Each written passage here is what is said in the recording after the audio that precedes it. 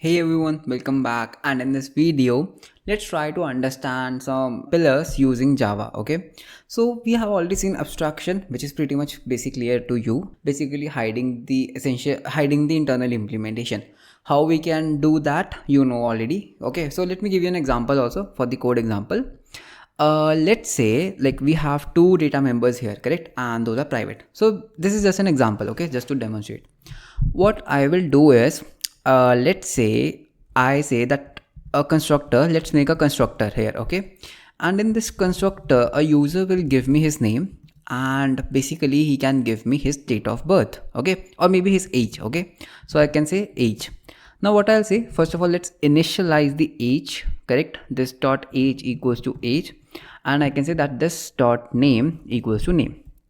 And similarly what we can have is, we can have getter setters for it, that you pretty much know how to do that. Okay, now see what I can do is, let's say we want to implement a functionality to say that if this user can vote or not. Okay, so I'll say public boolean can vote. Okay, and this will just return if age is less than is greater than or equals to 18. Okay, now see what I can do is, let's create a person with Piyush whose age is 21, right, because we are accepting two arguments, so we have to give two arguments here as well. Now see, if I say that s out, just tell me that, hey Piyush, can you vote? Now if I click this, yeah, I can vote because I'm 21. What if I was 12 years old? Now if I click, I am getting false. Okay, so basically what we did, this is a pretty basic example. We hide the internal implementation, and I exposed only essential details, that is can vote. Now see, this person class or a user of this class need not to worry about the logic, how I implemented, how I am calculating how to vote or not. You just call the can vote method. If you get true, yes, you can vote. If you get false, obviously you cannot vote. So that's how you can pretty much get an idea of abstraction. Okay, and encapsulation, you already know, like we are encapsulating the methods and members that are related to person in a person class, correct? Now let's see inheritance. Okay, now this is the most important one. So what I can do, I can remove this whole code. Okay, let's remove this code, and let's even remove this code. Okay, so I'll be taking the example of that car thing that we have taken here. So see, can I say that a class, okay, let's make a parent class which is car. Now what are the basic properties that are found in each car? Can I say, okay, we'll be doing it privately. Okay, so I can say private integer number of wheels. Okay, private integer brake horsepower of the engine. Okay, and I can say private integer cc of the engine. Okay, and similarly we can have a make. Okay, so I'll say private string make, basically the company name, and I can say private not protected, private string, and what I can say the model name. Now these particular properties are common for each and every model out there, correct, each and every car out there. Now see, how can I inherit it? Okay, let's make some functions as well. So I say public, now public void start engine, and what I can say s out car engine is running. Okay, and similarly we can have a stop as well. So I can say public void stop, and what I'll say s out that car engine is stopped, and this is perfectly fine. Now let's make some child classes. Okay, so this was our parent class. Let's say I have a class named as Honda. Now obviously you can see that these all properties should be in Honda as well. So one thing is, I can copy and I can paste, but wait, here I am violating one basic rule, that is try principle, and that says do not repeat yourself. So I should not repeat myself, right? So what I'll say extends car. Okay, now what this thing will do, basically it will inherit the properties of car in the Honda. Now let's do one thing, let's leave this Honda class as it is. So there is no implementation in the Honda, and let's try to make a object of the Honda class. So I'll say Honda city, I am making a Honda city, new Honda, which is absolutely fine. So see, if I say city, dot. Okay, you are getting a start engine, you are even getting a stop. So if I say start engine and I say run, oh, car engine is running. That means I was able to run the engine of Honda, but wait, it's empty, right? So that function, that particular method is being inherited from the car class. Similarly, I can even stop the function. I can even call the stop function. So now car engine is stopped. Okay, now what if Honda says that, hey, don't do like this way. I want to make this method on my own because we have some, out of the world technology and I want to implement it.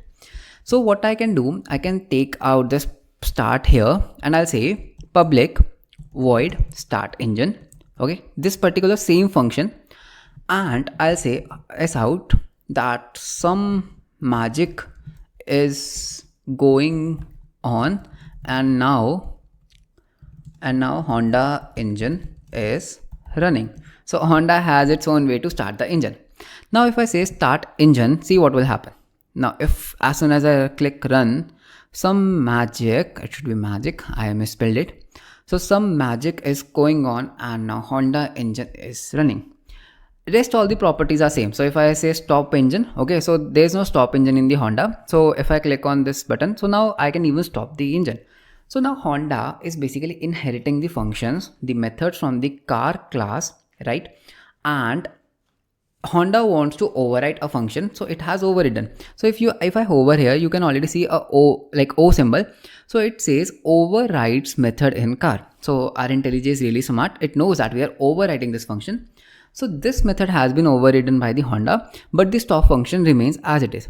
So it makes my code reusable. I'm able to reuse this stop function again and again. Similarly, we can have more classes. We can have let's say BMW, right, which again extends the car class. Okay, and let's say BMW does nothing special, so I can say BMW equals to new BMW, and I can even start a BMW engine, so I can say BMW dot start engine. Now if I run this program, you can see that car engine is running because BMW has no special implementation for that particular method, correct? And even I can have more properties, like I can have public, let's say BMW has, something known as electronic brakes, let's say. So I'll say void start electronic electronic brakes. Okay, now this is something new. Now I say s out that brakes are on. Okay, now see one thing. Now if I say that, hey city, my Honda city, okay, now Honda city does not have the electronic brakes, right? Because that is a feature of BMW. Now if I say BMW dot, now I can start the engine, I can stop the engine, and I can even have a start electronic brakes.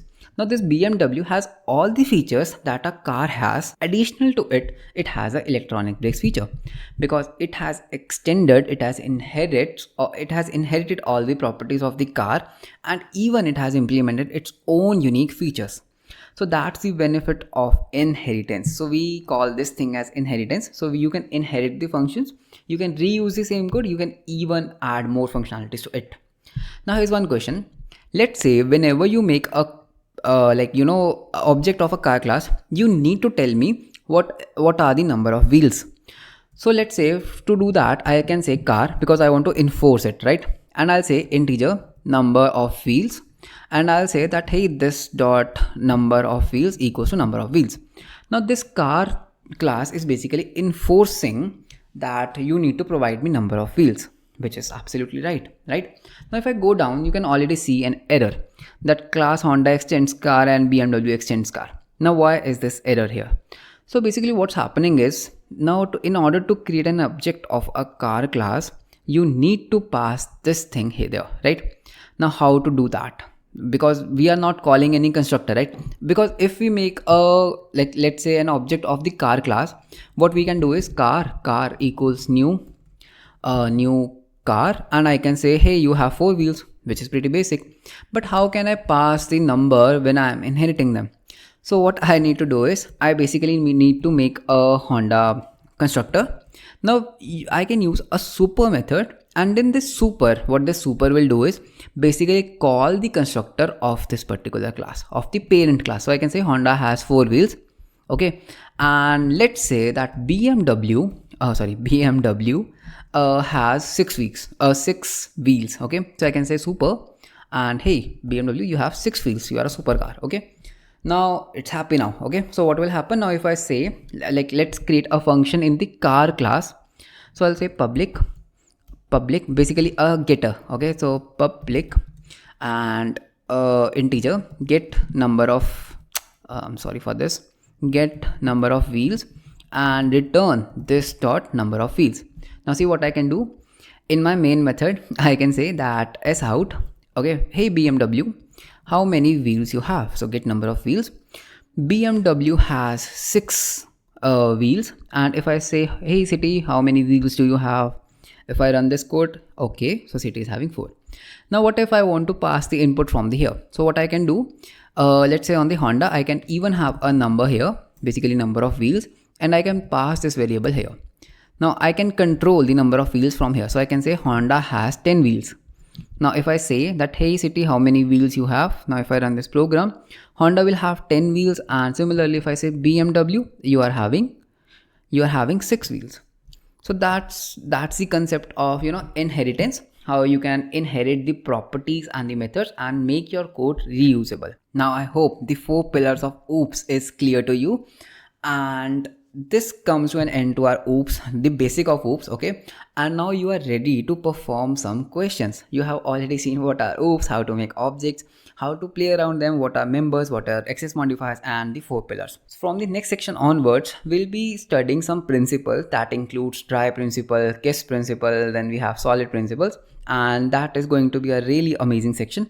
So let's meet you in the next section. Until then, bye bye, take care.